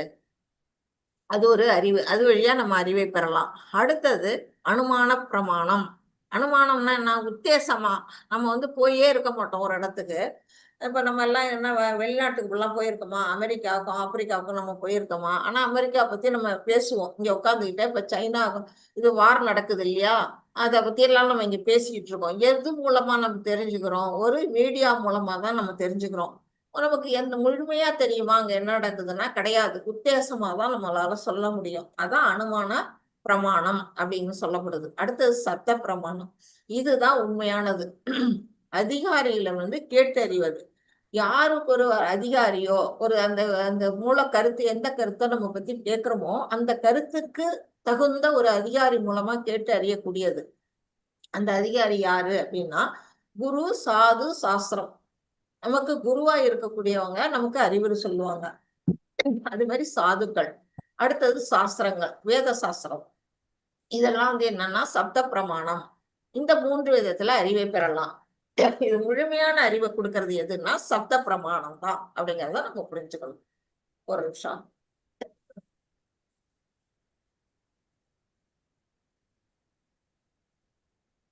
இப்ப இப்ப குரு மூலமா நாம அந்த அறிவை பெறணும்னா யார குருவா நம்ம தேர்ந்தெடுக்கணும் அப்படின்னா பரம்பரையா.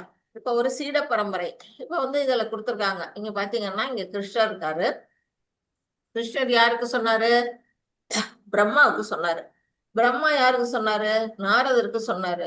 நாரதர் யாருக்கு சொன்னாரு? வியாசருக்கு சொன்னாரு. இப்படி கீழே இறங்கி இறங்கி வருது. வியாசர் அடுத்து அவருடைய சீடருக்கு சொன்னாரு. இப்படி சீட பரம்பரையில வரும்பொழுது கடைசியா இருக்கிறது நம்மளுடைய இந்த இஸ்கான்ல நம்மளுடைய இந்த கௌடிய மத சம்பிரதாயத்துல யாரு கடைசி குருவா இருக்கிறாரு அப்படின்னா ஸ்ரீல பிரபுபாதா, பக்தி வேதாந்த பிரபுபாதா.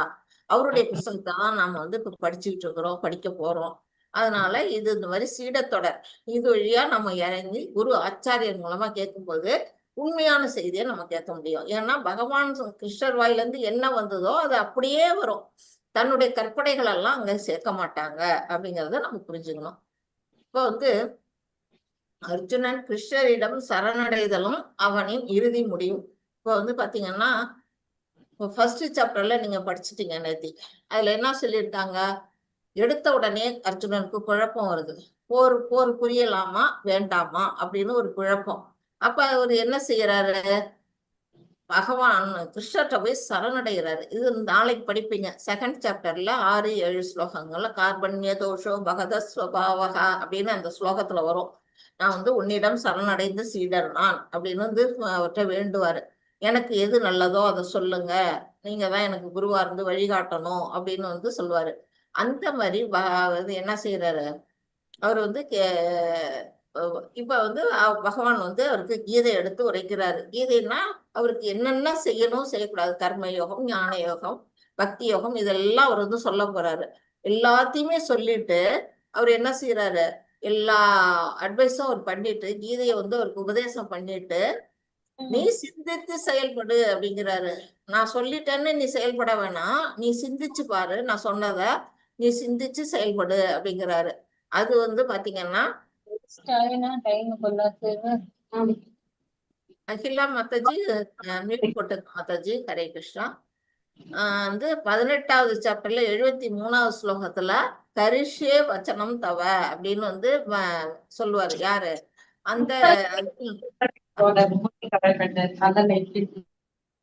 அர்ஜுனன் என்ன செய்வாரு? பகவான் சொல்லி கொடுத்தபடி போர் புரியறதுக்கு முடிவு பண்ணுவாரு. முதல்ல போர் செய்ய மாட்டேன்னு இருப்பாரு. ஆனா பகவான் செஞ்ச உபதேசங்கள் மூலமா எதுக்காக போர் செய்யணும், தர்மத்தை நிலைநாட்டணுங்கிறதான் பகவானுடைய விருப்பம்னா அதுக்காக போர் புரியணும் அப்படிங்கிறத முடிவு செய்யறாரு இல்லையா? அந்த நிலைதான் இதுல நம்ம படிக்க போறோம். இது பத்தி நம்ம என்ன தெரிஞ்சுக்கிறோம்? பகவான் அர்ஜுனனை பின்பற்றி அவரை ஃபாலோ பண்ணி நாம என்ன செய்யணும்? நம்முடைய வாழ்க்கையில பகவத்கீதைய நம்முடைய வாழ்க்கையின் லட்சியமா வச்சு நம்ம படிக்கணும் அப்படிங்கறதுதான் இங்க சொல்லப்பட்டிருக்கு. இப்ப இந்த உலகம் எப்படிப்பட்டது, பிரகிருதி என்னன்னு நம்ம படிச்சோம். அதுதான் உலகம். இது சனாதனன்னா அது அழிவற்றது அப்படிங்கிறத நம்ம தெரிஞ்சுக்கணும். உலகம் பிரளயம் வந்தா அழியுமே அப்படின்னு நீங்க கேட்கலாம். அழியும், ஆனா திரும்பவும் வரும். அது தற்காலிக ஒரு தோற்றத்துலதான் சுத்திக்கிட்டு இருக்கு அப்படிங்கறத நம்ம புரிஞ்சுக்கணும். ஆனா முழுமையா அழியாது, திரும்பவும் பகவானால உருவாக்கப்படும் சனாதனா அப்படிங்கிறத நம்ம தெரிஞ்சுக்கணும். பகவத்கீதையும் சனாதன தர்மமும் என்ன சொல்லுது அப்படின்னா இங்க பகவான்கிறவர் சனாதனமானவர், நித்தியமானவர். அடுத்து ஜீவன்களும் சனாதனமானவர்கள். அவர்களுக்கு இடையே உள்ள உறவு நிலை, பகவானுக்கும் நமக்கும் உள்ள உறவு எப்படிப்பட்டதுன்னா அதுவும் சனாதனமானது. இப்போ இந்த முக்கிய நோக்கம் இந்த பகவத்கீதையோட முக்கியமான நோக்கம் எது அப்படின்னா நம்ம ஜீவனுடைய சொரூபம், உண்மையான சொரூபமா இருக்கக்கூடிய அந்த சனாதன தர்மத்தை புதுப்பிக்கிறது தான் இந்த கீதையோட நோக்கம். பகவான் அதுக்காக தான் பகவத்கீதையை சொல்லியிருக்கிறாரு அப்படிங்கறது நம்ம தெரிஞ்சுக்கணும். ஸ்ரீபாத ராமானுஜாச்சாரியரும் அதை தான் சொல்லியிருக்காரு. சனாதனா அப்படிங்கிறதுக்கு அர்த்தம் அவர் சொல்லியிருக்காரு. ஆதியும் அந்தமும் இல்லாத அப்படின்னு சொல்லியிருக்காரு. ஆதியும் அந்தமும் இல்லாதன்னா அதுக்கு தோற்றமும் கிடையாது, முடிவும் கிடையாது. அந்த நிலையில இருக்கக்கூடியதுதான் சனாதனா அப்படின்னு சொல்லியிருக்காங்க. அதுல ஜீவன்களும் இறைவனும் எல்லாம் வருது அப்படிங்கிறத நம்ம தெரிஞ்சுக்கணும். இப்ப தொடக்கமும் முடிவும் மற்றதான எல்லைகளால் வரையறுக்கப்பட முடியாத ஒன்றை ஒரு குறிப்பிட்ட மத பிரிவை சேர்ந்ததாக ஒருபொழுது கருதக்கூடாது. இப்ப இந்த சனாதனங்கிறது இந்து மதத்துக்குத்தான் உரியது, மற்ற மதங்களுக்கு கிடையாது அப்படின்னு சில பேர் நினைக்கிறாங்க. அது தவறான கருத்து. இது கிறிஸ்டியனும் சனாதன தான், முஸ்லீமும் சனாதன தான். மற்ற மரங்கள், செடிகள், பறவைகள், விலங்குகள், புழு, பூச்சிகள் எல்லாமே சனாதனா அப்படிங்கிறத நம்ம முதல்ல தெரிஞ்சுக்கணும். ஏன்னா இது உயிர்வாழிகளால பிரிக்க முடியாத இன்றியமையாத ஒரு அங்கம். என்னன்னா பகவானுடைய அங்கம் நம்ம எல்லாருமே. அதனால எல்லாமே என்னது சனாதன நிலையில இருக்குது. ஒருத்தர் குறிப்பிட்ட மதத்துக்கு சார்ந்ததல்ல அப்படிங்கிறத புரிஞ்சுக்கணும். இதுல யாருக்காவது டவுட் இருக்கா? ஹரே கிருஷ்ணா. ஓகே, இல்லைன்னா சார். இப்ப நித்திய குணம், நித்திய தர்மம் இப்ப எப்படி இருக்கு, பகவானுக்கும் நமக்கும் உள்ள அந்த உறவு எப்படி இருக்கு அப்படிங்கிறத இங்க சொல்லியிருக்காங்க. நம்ம பகவானுக்கு சேவை செய்யறோம்னா அது நெருப்பும் அப்படிங்கிறத நம்ம புரிஞ்சுக்கணும். நெருப்புல வெப்பத்தை பிரிக்க முடியுமா? முடியாது, நம்மளால முடியாது. நெருப்புனாலே வெப்பம் கூடவே தான் இருக்கும். ஒளியும் அது மாதிரி அந்த ஒளி வெள்ளமும் அதுல பிரிக்க முடியாது. மலர்ல மனத்தை பிரிக்க முடியாது. அது போலதான் உயிர்வாழிகள்கிட்ட பகவானுக்கு செய்யக்கூடிய சேவையை பிரிக்க முடியாது. இது நித்தியமான தர்மம், நித்தியமான குணம் அப்படின்னு இங்க சொல்லி இருக்கிறாங்க. பகவானுக்கும் உயிர்வாழிக்கும் உள்ள உறவு எப்படிப்பட்டது அப்படின்னா அந்த சேவை. பகவான் அனுபவிப்பவர். அவர் சுப்ரீம் என்ஜாய், அவர் என்ஜாய் பண்றாரு. அவர் தான் நம்ம முழுமையா பாத்தீங்கன்னா உலகத்துல நாம எல்லாம் என்ஜாய் பண்றோம் நம்ம நினைச்சுக்கிட்டு இருக்கிறோம். ஆனா அத்தனையும் தப்பு. இதெல்லாம் நம்மளுடைய என்ஜாய்மெண்ட் எல்லாம் தவறு. ஆனா பகவான் ஒருத்தர் தான் என்ஜாயர், அவர் தான் அனுபவிப்பவர். நாம எல்லாம் அவருக்கு சேவகர்கள். நாம செய்யக்கூடிய சேவையை அவர் என்ஜாய் பண்றாரு. அதுதான் அவருக்கும் நமக்கும் உள்ள உறவு நிலை அப்படிங்கிறது இங்க சொல்லியிருக்கிறாங்க. கிருஷ்ணன்னா என்ன அர்த்தம் அப்படின்னு இங்க கொடுத்திருக்கிறாங்க. கிருஷ்ணன்னு அர்த்தம் பார்த்தா முழுமையா பாத்தீங்கன்னா ஃபர்ஸ்ட் கருப்பு. கருப்பா எது இருக்குதோ அதுதான் கிருஷ்ணா. பகவான் கருநிறம் உடையவர். அதாவது சியாமல ரூபம் அப்படின்னு சொல்றோம். கருன்னு இருப்பாரு. அதோட இல்ல, கிருஷ்ணா அப்படின்னு சொல்லும் பொழுதே ஒரு ஆனந்தம் வரும் எல்லாருக்கும். அந்த கிருஷ்ணங்கிற நாம சொல்லிட்டோம்னா எல்லாருக்கும் ஒரு சந்தோஷம் வரும். அந்த ஆனந்தத்திற்கு இருப்பிடமாக அவர் விளங்குகிறார். இப்ப நீங்க சொல்லி பாருங்க, ராமர் சொல்லி பாருங்க, உங்களுக்கு ஆனந்தம் வராது. நாராயணா சொல்லுங்க, நரசிம்மா சொல்லுங்க, கோவிந்தா சொல்லுங்க, அதுல எல்லாம் இல்லாத ஒரு இன்பம் கிருஷ்ணா அப்படிங்கிற சொல்லும் பொழுதே நமக்கு ஒரு இன்பம் வரும். அவருடைய பாஸ்ட் டைம்ஸ், அவருடைய லீலைகள்லாம் நினைக்கும் பொழுது நமக்கு ஒரு இன்பம் வரும். அதுதான் கிருஷ்ண மந்திரத்துக்குள்ளேய ஒரு சிறப்பு. ஆனந்தத்தை நாடும் ஜீவன். நாம எல்லாம் என்ன செய்யறோம்? சுகத்தை தேடிட்டு இருக்கோம். நம்ம எல்லாம் என்ன செய்யறோம்? யாராவது கஷ்டப்படணும்னு இருக்குமா? நினைக்கவே மாட்டோம். எல்லாரும் சுகமா இருக்கணும், சந்தோஷமா இருக்கணும் அப்படின்னு தான் நம்ம சொல்லுவோம். அதுதான் சூத்திரம். இது வேதாந்த சூத்திரத்துல 1.1.12 சொல்லியிருக்காங்க. ஆனந்த மயோ வியாசாத் அப்படின்னு சொல்லியிருக்கிறாங்க. எப்படி அப்படின்னா பகவானும் சந்தோஷமாவே தான் இருப்பாரு. அவரும் இன்பத்தை தான் அனுபவிக்கிறாரு. அவருடைய பார்ட் அண்ட் பார்சலா இருக்கக்கூடிய உயிர்வாழிகளாக இருக்கக்கூடிய நாமளும் இன்பத்தை தான் நாடுறோம். அவருக்கு இருக்க குணங்கள் தான் நமக்கும் இருக்குது. அந்த நிலையில தான் நம்ம பகவானை ஒத்து இருக்கிறோம் அப்படிங்கறது தெரிஞ்சுக்கணும். அடுத்தது, பகவானின் இன்பம் எப்படிப்பட்டதுன்னா நித்தியமானது. அது என்னைக்கும் குறையவே கிடையாது. அவர் எப்பொழுதும் இன்பத்தோட தான் இருந்துட்டு இருக்கிறாரு. நாம ஆனா என்ன செய்யறோம்? ஏன் நம்ம அவருடைய பார்ட் அண்ட் பார்சலா இருந்துட்டு துன்பத்தை அனுபவிக்கிறோம்? ஏன் நாம அவரை மாதிரி எப்போதும் இன்பமா இருக்க முடியல அப்படின்னா பகவானை விட்டு பிரிஞ்சு இருக்கிறது தான். இப்ப நம்ம இந்த உடல்ல இருக்க கை உடலோட இருக்கும் பொழுது இந்த உடல் சொல்றதெல்லாம் இந்த கை செய்யும். அதே சமயத்துல இந்த கையை துண்டாக்கி வெட்டி கொடுத்துட்டாங்க, வெட்டி போட்டுட்டாங்க அப்படின்னா இந்த கை நான் சொன்னதை செய்யுமா? அது உணர்வற்ற நிலைக்கு போயிடும். அது நான் சொன்னதை செய்யாது. அந்த மாதிரி நிலையில தான் நாம எல்லாம் இருக்கிறோம். பகவானை விட்டு பிரிந்து இருக்கிறோம். விட்டுவிட்ட கை மாதிரி இருக்கிறோம். அதனால நமக்கு வந்து என்ன செய்யறோம், துன்பங்களை அனுபவிச்சுட்டு இருக்கிறோம். நாம வந்து அவரோட அசோசியேஷன்ல ஆன்மீகத்துல ஈடுபடும் பொழுது அவர் என்ன நினைக்கிறாரோ அதை நம்ம செய்யும் பொழுது நாம வந்து எப்போதும் வந்து என்ன செய்ய முடியும், சந்தோஷத்துல இருக்க முடியும். நித்தியமான அந்த சந்தோஷம் நமக்கு கிடைக்கும் அப்படிங்கறதான் பாடம். பகவானின் இனிமையான லீலைகள். இப்ப பாத்தீங்கன்னா அவர் வந்து இந்த உலகத்துல பிறந்து வந்து நிறைய லீலைகள் செஞ்சார். கிருஷ்ண அவதாரம் முழுக்க முழுக்க அவர் பிறந்ததுல இருந்து அவர் இந்த உலகத்தை விட்டு போற வரையிலும் ஒவ்வொரு செயலும் லீலை தான். அவர் செயல் அத்தனையும் லீலை தான், நமக்கு எல்லாருக்கும் தெரியும். அதை நம்ம படிக்க படிக்க அதுல அவர் இன்பம் அனுபவிப்போம். அதை வந்து விருந்தாவனத்துல அவர் செஞ்ச லீலைகள் வந்து நமக்கு வந்து ஒரு உதாரணமா காட்டுறாரு. எப்படி காட்டுறாருன்னா, கோலோகத்துல அவர் எப்படி எல்லாம் லீலைகள் செஞ்சாரோ அது எல்லாம் ஒரு மாதிரி, அது வந்து ஒரு இது மாதிரி நமக்கு வந்து பிரதிபிம்பமா நமக்கு வந்து இங்க காட்டியிருக்காரு. இதேதான் வந்து கோலோகத்துல எப்போதும் தினந்தோறும் நடந்துகிட்டு இருக்குது. இங்க வந்து நம்மளுடைய மக்களுக்கு வந்து இந்த லீலைகள்லாம் நான் இப்படி இன்பமா இருக்கிறேன்னு அவர் காட்டுறாரு நமக்கு. எதுக்காக காட்டுறாரு, யாருக்காச்சும் சொல்ல தெரியுமா? எதுக்காக அவரு பகவான் இறங்கி வந்து இங்க லீலைகள் புரிஞ்சாரு? யாருக்காவது சொல்ல தெரியுமா?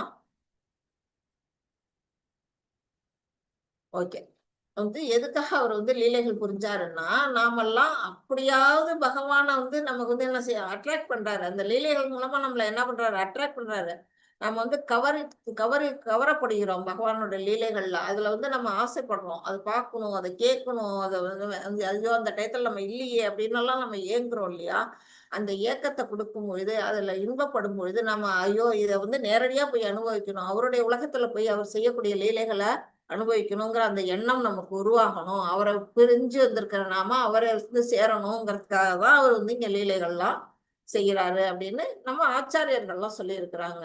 இப்ப ஆன்மீக உலகம் எப்படி இருக்கும் அப்படின்னு பாத்தீங்கன்னா, பகவத்கீதையில 15.6 விவரமா சொல்லியிருக்கிறாங்க. இங்க பாத்தீங்கன்னா பாருங்க, எல்லாம் அங்க இருக்கிறவங்க எல்லாருமே அவர் பகவான் மட்டும் நீல நிறமா இருக்க மாட்டாரு. அங்க இருக்கவங்க அத்தனை பேரும் அதாவது ஆண் மக்களா இருக்கக்கூடிய அத்தனை பேரும் எப்படி இருக்காங்கன்னா, நீல நிறமும் அவரை போல 4 கை ரூபமும் சங்கு சக்கரமும் தாங்கிட்டு கிரீடத்தோட அவரை போல தோற்றத்துல இருக்காங்களாம். அதுதான் வந்து இங்க சொல்லியிருக்கிறாங்க 15.6. அடுத்தது அவரோட கோலோக விருந்தாவனத்தை பத்தி பிரம்ம சமீதியில வந்து நல்லா விவரமா சொல்லியிருக்காங்க. சிந்தாமணி பிரகரசம் பக்தி விலோச்சனேன, அந்த பாட்டு மறந்துட்டேன். அது வந்து எப்படி இருக்கு, சிந்தாமணிகளால உருவாக்கப்பட்ட மாளிகையில பகவான் வந்து இன்பத்தை அனுபவிக்கிறார் அப்படின்னு பிரம்ம சமீதியில சொல்லப்பட்டிருக்கு. அவருடைய ஆன்மீக உலகம் கோலோகம் எப்படி இருக்கும் அப்படின்ட்டு. அங்க போறவங்க வந்து ஆன்மீக உலகத்துக்கு போறவங்க வந்து திரும்பி இந்த உலகத்துக்கு வரமாட்டாங்க. ஆனா நம்ம வந்து சொர்க்கத்துக்கோ இல்ல பிரம்மனுடைய சத்தியலோகத்துக்கோ வேற சூரிய லோகத்துக்கோ வேற எங்கேயோ நம்ம போனோம்னா திரும்பவும் இங்க வந்து பிறவி எடுக்கணும். ஆனா ஆன்மீக கிரகத்துக்கு போனவங்க திரும்பவும் வந்து பிறக்க வேண்டாம். பிறக்காதனால என்ன கிடையாது, நமக்கு பிறப்பு இறப்பு நோய் முதுமை ஜன்மம் மிருத்யு ஜரா வியாதி நம்மளை அண்டாது. நம்ம இங்க பிறந்தோம்னா அடுத்த இறப்புங்கிறது ஒண்ணு இருக்கு. அதுக்கு இடையில என்னென்ன அனுபவிக்கிறோம், நோய் முதுமை இதெல்லாம் வருது. இது எதுவுமே ஆன்மீக உலகத்துல கிடையாது. அதுதான் இங்க சொல்லி இருக்கிறாங்க. ஜட உலகத்துக்கும் ஆன்மீக உலகத்துக்கும் உள்ள வேறுபாடு. இது வந்து ஜட உலகத்துல வந்து எவ்வளவு உயர்ந்த கிரகமா இருக்கக்கூடிய பிரம்மலோகத்துக்கு போனாலும் இந்த துன்பங்கள் நம்மளை விடாது அப்படின்னு சொல்லியிருக்கிறாங்க. அதனால என்ன செய்யணும், நம்ம எல்லாம் பகவத்கீதையில என்ன சொல்லியிருக்காங்க, பக்தி தொண்டு செய்ய சொல்லியிருக்கிறாங்க. நம்ம பகவானுக்கு டிவோஷனல் சர்வீஸ் செஞ்சு நாம என்ன பண்ணணும், ஒண்ணு கோலோக விருந்தாவனத்துக்கோ இல்ல வைகுண்ட லோகங்களுக்கோ போறதுக்கான விருப்பத்தை நாம என்ன பண்ணணும், ஏற்படுத்திக்கணும். அதுதான் அங்க போனோம்னா பகவானை போல நாமளும் இன்பத்தை அனுபவிக்கலாம் அப்படின்னு சொல்லியிருக்கிறாங்க. அங்க எப்படி போறது, அடுத்தது அது நமக்கு தோணும் இல்லையா? போகணும்னு ஆசைப்படுறோம், எப்படி போறது? அதுதான் வந்து பகவத்கீதை 8வது சாப்டர்ல சொல்லி இருக்கிறாங்க. அந்த காலேச்ச மாம் ஏவ ஸ்மரன் முக்வா கலேவரம் எப்ரயாதி சமத்பாவம் யாதி நாஸ்தியஸ்ர சம்சயஹ. அப்படின்னா என்ன, அந்த காலே என்னன்னா அந்த இறுதி காலம், நமக்கு வந்து மரண காலம் வந்தப்ப நம்ம என்ன செய்யணும், ஸ்மரன் முக்வா பகவானையே நினைச்சுக்கிட்டு இருக்கணும். பகவானே நினைச்சுக்கிட்டு இருந்தோம்னா நம்ம வந்து என்ன செய்யலாம், அந்த உடலை விடுற அந்த நேரத்துல பகவானை நினைச்சுக்கிட்டே உடலை விட்டோம்னா பகவானுடைய உலகத்துக்கு போயிடுவோம். அதுக்கு நிறைய உதாரணங்கள் வந்து நம்ம சாஸ்திரங்கள்ல இருக்கு. அதுக்கு உதாரணம் வந்து ஜடபரதர், அது வருது பின்னாடி நான் சொல்றேன். வாழ்வின் இறுதியில் பகவானை நினைப்பது எப்படி? சரி, நம்ம இறந்து போய் இறக்கும் பொழுது பகவானை நினைச்சுக்கிட்டே இறந்தா பகவானுடைய உலகத்துக்கு போறோம்னு சொல்றோம். ஆனா எப்படி பகவானை இறக்கக்கூடிய நேரத்தை 1000 தேள் கொட்டுற மாதிரி நமக்கு வலி இருக்கும், மரண வலி இருக்கும்வாங்க அந்த உயிர் போற நேரம். அப்ப எப்படி நம்ம பகவானை நினைக்கிறது அப்படின்னா அதுக்கும் அதுல வழி சொல்லியிருக்காங்க 8.7ல. தஸ்மா சர்வேஷு காலேஷு மாமனுஸ்மர யுத்ய ச மைய பிதமனோ புத்தி மாம் ஏ வைஷ்ய சம்சயக. என்ன சொல்லியிருக்காங்க? அர்ஜுனா, எப்போதும் என்னை இந்த கிருஷ்ண ரூபத்தில் நீ எண்ணுவாயாக. எப்பொழுதும் இந்த கிருஷ்ண ரூபத்தை நம்ம மனசுல எப்பொழுதும் நினைச்சுக்கிட்டே இருக்கணும். அதே சமயத்தில் பகவான் நினைச்சிட்டு இருக்கக்கூடிய சமயத்துல நம்ம நினைச்சுக்கிட்டே உட்கார்ந்து இருக்க கூடாது. உனக்கு விதிக்கப்பட்ட கடமையான போரிடுதல், அர்ஜுனனோட கடமைன்னா போரிடுதல், போர் செய்ய வேண்டியது, அதை நீ தொடர்ந்து செய்யணும். என்ன மனசுல நினைச்சுக்கோ, போர் நீ செய். உனது செயல்களை எனக்கு அர்ப்பணித்து செய்யக்கூடிய செயல், போர்ல வந்து நிறைய உயிர்களை கொள்றோமே அப்படிங்கிற அந்த நினைவெல்லாம் விட்டுட்டு அதை எனக்கு அர்ப்பணிச்சிடு, கிருஷ்ணார்ப்பணம் பண்ணிட்டு உனது மனதையும் அறிவையும் எண்ணில் நிறுத்தினால் நீ என்னிடம் வந்தடைவாய் என்பதில் ஐயமில்லை அப்படிங்கிறாரு. அதே தான் நம்மளும் ஃபாலோ பண்ணுவோம். நாம வந்து நமக்குன்னு இந்த உலகத்துல பிறந்து நமக்குன்னு கடமைகள்லாம் இருக்கு. அந்த கடமைகளை செய்யும் பொழுது நாம என்ன செய்யணும்? பகவானை நினைச்சுக்கிட்டு பகவானுக்கு அர்ப்பணிச்சுட்டு நாம செய்யும் பொழுது பகவானை எப்பொழுதும் நினைச்சுக்கிட்டே இருந்தா அந்த இறக்கக்கூடிய அந்த நேரத்திலேயே பகவானுடைய நினைவு நம்மளை வரும், நம்மளை வந்தடையும் அப்படின்னு சொல்லப்படுது. இது வந்து அர்ஜுனனுக்கு சொன்னதை நாமும் பின்பற்றுவோம். அதனால நமக்குன்னு விதிக்கப்பட்ட வேலையை செஞ்சுக்கிட்டு நம்ம பகவானை எப்போதும் தியானம் பண்ணிக்கிட்டே இருக்கணும். அந்த மாதிரி செய்யும் பொழுது நம்ம பகவானுடைய திருநாட்டை அடைய முடியும் அப்படின்னு வந்து இதுல சொல்லியிருக்கிறாங்க. ஹரே கிருஷ்ணா. இது பாட முடியுது. இல்ல பகவான்ங்கிறது மட்டும் இந்த இதுல எந்த ஸ்லைடும் இல்ல. அது வந்து என்னன்னா பராசர முனிவர். அவர் யாருன்னா வியாசருடைய தந்தை. அவரு தான் பராசர முனிவர். அவர் வந்து என்ன சொல்லி இருக்கிறாரு அப்படின்னா பகவான்கிறதுக்கு வந்து அர்த்தம் கொடுத்திருக்கிறாரு. 6 விதமான ஆப்புலன்சஸ், அதாவது பூரண அழகு, பூரண அறிவு, பூரண துறவு, பூரண செல்வம், பூரணமான வீரம், இப்படி இருக்கக்கூடிய 6 விதமான ஆப்புலன்ஸும் முழுமையா நிறைந்தவருக்கு வந்து பகவான் அப்படின்னு ஒரு அர்த்தம் வந்து சொல்லியிருக்கிறாரு. நீங்க 2nd சாப்டர்ல படிப்பீங்க, நாளைக்கு படிப்பீங்க.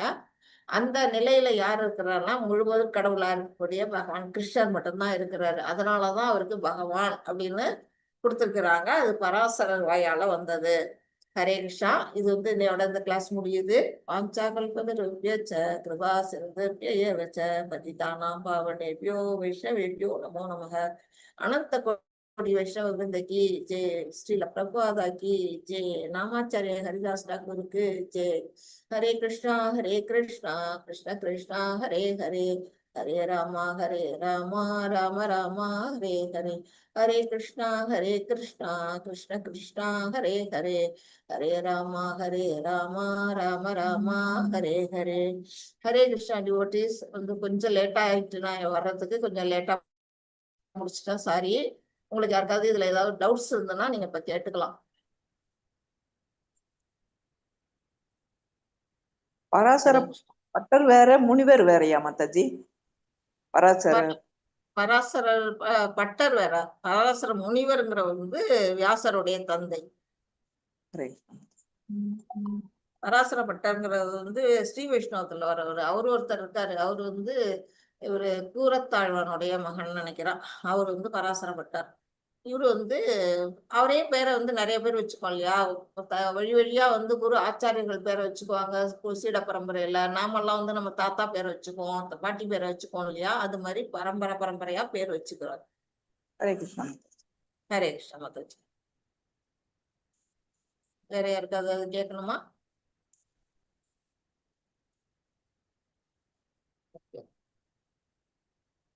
இன்ட்ரோடக்ஷன் முடிஞ்சிருச்சு. நாளைக்கு மாதாஜி வந்து 2nd சாப்டர் எடுப்பாங்க.